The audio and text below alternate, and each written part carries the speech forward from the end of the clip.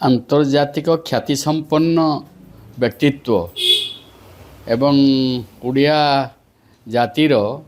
जड़े श्रेष्ठ बरपुत्र हिसाब रे डॉक्टर अच्युत सामंत जो प्रकार ओडिशा पई सुनाम अर्जन करिसंती कार्य करिसंती किट माध्यम रे किस माध्यम रे एहा विश्वविदित से गोटे आंतर्जातिक ख्यातिसंपन्न व्यक्तित्व हिसाब रे परिचित वर्तमान डॉक्टर अच्युत सामंत मोटामोटी भाव में कहवा गले व्यक्तिगत घटना नहीं करी जो नेपाली छात्री आत्महत्या कले से संपूर्ण व्यक्तिगत घटना तार तो तदंत चली सरकार तार तदंत प्रक्रिया रे जहाँ कार्यानुष्ठान नेबे से समय कहब एवं न्यायोचित पदक्षेप हो पारे आशा कर जाई पारे से विषय रे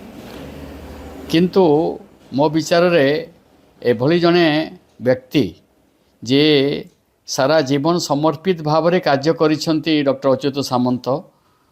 एवं तांकर जीवनर प्रथम चाकरी जलेश्वर दीनकृष्ण उच्च दीनकृष्ण महाविद्यालय रे तांकर प्रथम चाकरी एठी 200 टंका से व्यक्ति चाकरी करथिले तांकर कर्तव्यनिष्ठा साधना एवं समर्पण भावना रे एवं तांकर जो गोटे गवेषणात्मक कार्य करिबारे जो विराट तांको भितरे गोटे दुर्बार स्वप्न थाए जो विराट स्वप्न देखि थांती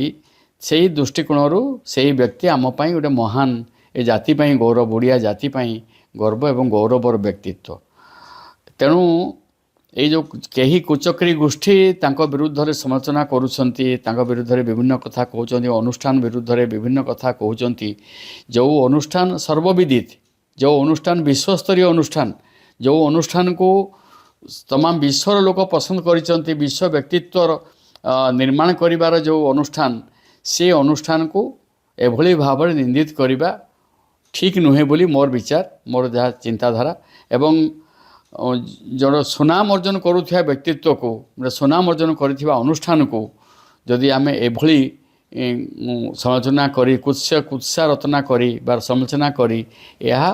केतेबेले गोटे स्थायी हेब नाही सत्य ही सत्य परिप्रकाश हब तेणु अच्युत सामंत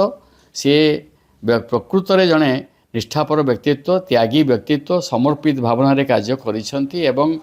गोटे संस्कार आनिबा पई शिक्षा क्षेत्र रे केउं व्यक्ति ओडिशा रे एमती व्यक्ति अछंती 25,000 आदिवासी पिलां को मागणा रे पाठ पढ़ेबा खाइबा को दबा रहिबा को दबा पिंधिबा को दबा भल पाठ पढ़ेबा भल मनीष तैयारी कारखाना रे मनीष तैयारी करिबा ये कार्य ओडिशा रे अन्य कोठी विरल एवं भारतवर्ष रे विरल मध्य तेणु एभली व्यक्तित्व को जो माने कि निंदित करचंती बदनाम करचंती से माने यथेष्ट भाव में तांको विषय जानि नथिबे बोली मोर विश्वास अछि अच्युत सामंत किपरि जने व्यक्तित्व केते सिंपल साधा लोक एवं जने इतिहास रचना करिसंती शिक्षा क्षेत्र में ओडिशार एभली जने व्यक्ति आमर बरपुत्र ए माटीर गर्व एवं गौरव मु आशा करुछि जे जो माने जानि नांती तांको विषय रे बा एमती अन्य कोनसी भावना विचार करुछंती से माने एथिरु क्षांत रहबा आवश्यक अछि।